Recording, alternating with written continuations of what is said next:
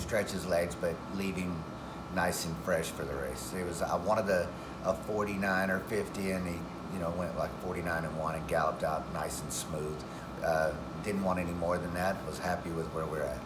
Where are you at with him? I mean, it's been a much different season for him. He won the stakes at Oaklawn, but his last two races have not looked like necessarily the old Whitmore. His first race was awesome. The second race, we chased a horse that's probably going to be the Eclipse winner, Maitoli, in a speedless race, and we ran second in it.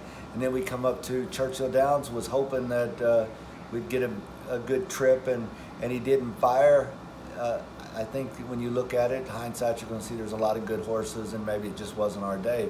That's uncharacteristic for this horse who tries a lot. And whenever he ran the subpar race at Belmont, albeit with an excuse of being stepped on out of the gate and tearing his hind shoe off, we just decided that there wasn't a reason to go this summer. He's not a horse that necessarily loves the summer, so we just decided to give him a little breather and point to the fall. There's some nice races for us coming up, and some of these other ones will go to Stallion, and we'll hopefully we'll be playing around.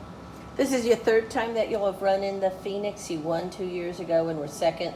Yeah. The promises fulfilled last year, who you get a rematch with. Yeah, nice horse. And you want to run against those kind of horses. I think there'll be 3 Grade 1 winners in this race.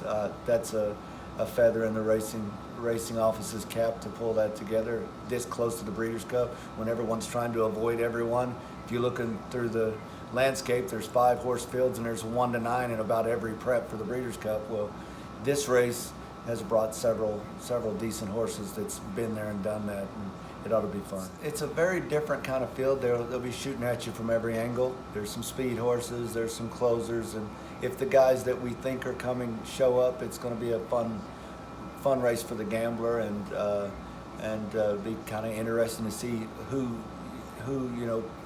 imposes their will on the race. He hasn't raced since June. How should the horse players evaluate him? Is he the same Whitmore who just had some excuses in the last couple races that he ran, or is he's 6 now? Is there a reason for horse players to wonder if he's lost a step, which could make a huge difference with this kind of group of sprinters? Well, we're going to find all that out together. I know that, just because he does everything the same in the mornings doesn't necessarily mean that he'll carry it over, but he's always been known for his honesty. So we'll get to find that out together. That's why it's called gambling.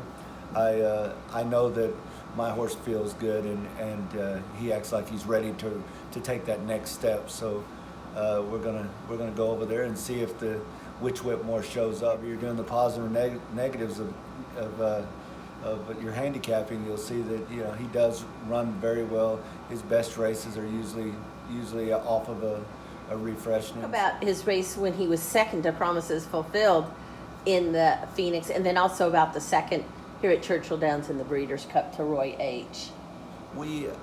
First off, I think he ran well both those races. He tried hard. I think that sometimes, being the kind of horse that we're going to get races that go our way and put other people at a disadvantage, and then sometimes we're going to be at a disadvantage, being that we run a little off the pace.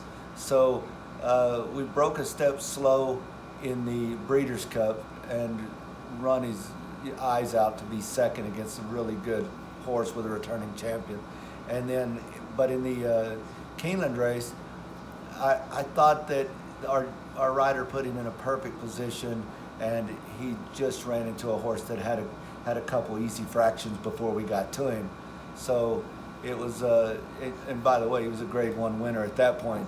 The horse that we were running into, you don't give those kind of horses, their flavor of fractions and then go beat them.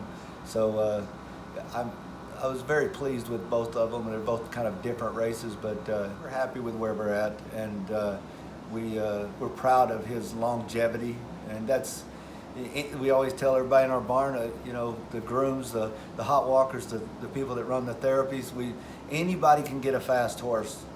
It's keeping a fast horse fast for a long time.